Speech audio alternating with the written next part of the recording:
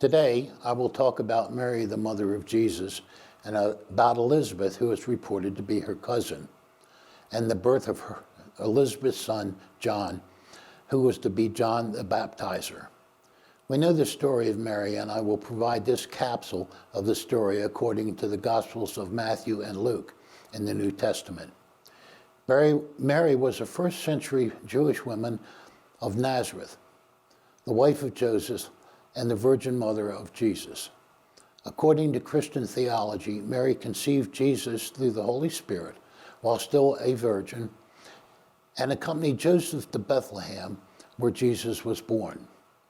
Where Matthew is brief in his description of the Christmas story, he provides the historical genealogy of Jesus, a quick telling of the Immaculate Conception, but really recounts Joseph being faithful to the law and writes of Joseph not wanting to expose Mary to public disgrace.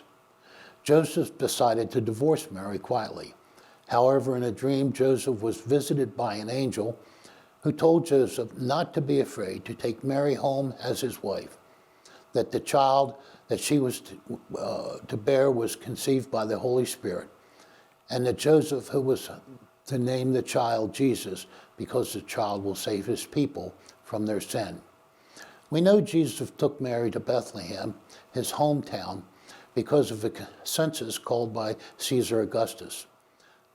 Now, Luke weaves a more descriptive story that includes the birth of John the Baptist by Elizabeth, the cousin of Mary, the 3 months that Mary visited Elizabeth when both were pregnant with child, and the recounting of the birth and events of Bethlehem, where Joseph had to find a place for he and Mary to stay. We can't forget the shepherds in this story that were visited by angels, informed of the birth of Jesus and their visit and finding the child wrapped in clothes and lying in a manger, as the angel had described. This is a quick telling, but I would ask you to use your imagination as I ask these questions. Why did Mary stay with Elizabeth for 3 months before returning home?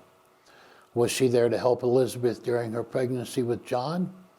Or was she sent away by her parents to have her out of sight because of her pregnancy? Was Mary a young woman or teen when she conceived? What did she know about childbearing? When Joseph and Mary arrived in Bethlehem, can you imagine that they must have had some time to look for lodging? Did Joseph or Mary have to find a midwife to assist in the delivery of Jesus? Now, where we as Christians have told this story and heard this story so many times, we need not lose sight that there were many women in the genealogy of Jesus the Messiah. I give thanks for this beautiful story that is full of God's love for us.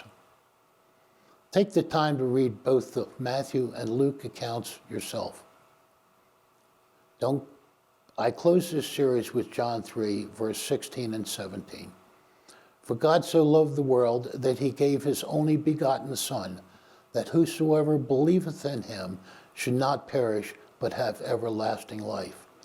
Indeed, God did not send the Son into the world to condemn the world, but in order that the world might be saved through him.